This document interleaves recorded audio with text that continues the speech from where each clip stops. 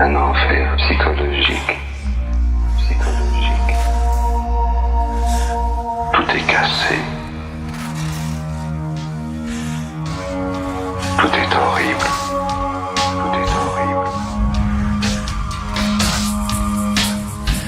Partout, c'est la barbarie sous une forme ou une autre. Ça devient très étranglant, n'est-ce pas?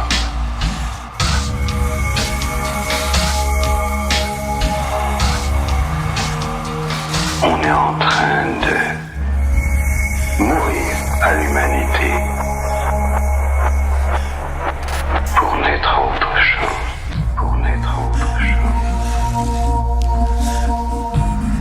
On n'est pas dans une crise morale. On n'est pas dans une crise politique, financière, religieuse. On n'est dans rien de tout ça. On est dans une crise évolutive.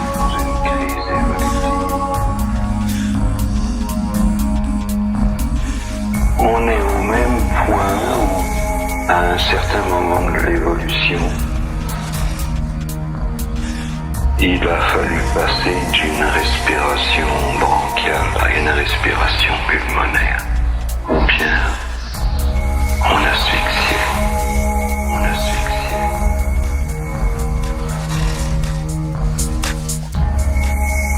C'est ça l'histoire.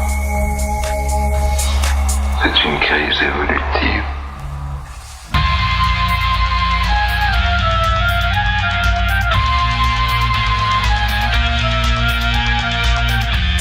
Quand tout s'écroule,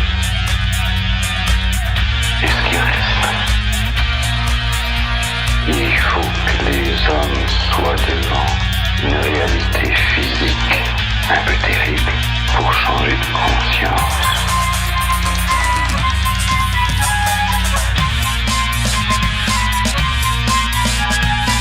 Quand on est là, seul, dans le noir, quand il n'y a rien, qu'est-ce qui reste?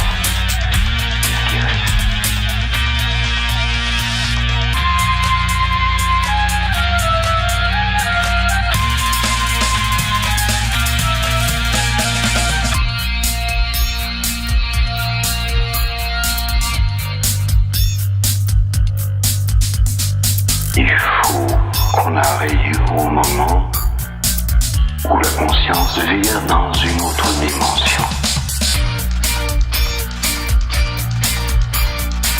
C'est la veille. Il faut arriver à cet instant humain où on est ce qu'est l'homme réellement. Qu'est-ce que c'est, n'est-ce pas, un homme? Et c'est une force. C'est ça la réalité humaine.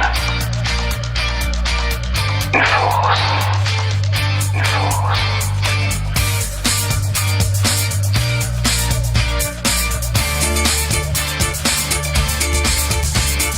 C'est cette réalité qui a la puissance de passer à la prochaine étape.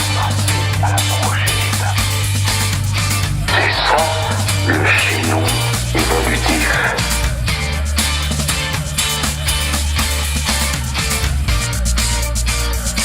C'est ça qui fait qu'on passera ailleurs, dans une espèce moins tragique et moins ridicule.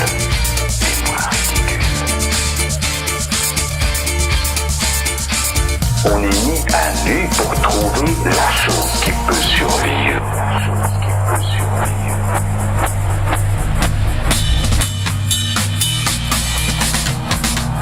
La chose qui est créatrice. Parce que quand on est dans ce point d'être, on comprend que c'est la force créatrice. Que c'est ça qui peut tout changer. Seulement comme c'est pas une affaire individuelle, l'évolution, il faut que l'humanité, globalement, soit amenée à ce point irrévocable, ce point où tu es, tu n'es pas. Tu es ou tu n'es pas. Tu es ou tu n'es pas. Et alors, tu n'es pas, ça veut dire que tu t'en vas comme beaucoup d'espèces sont parties.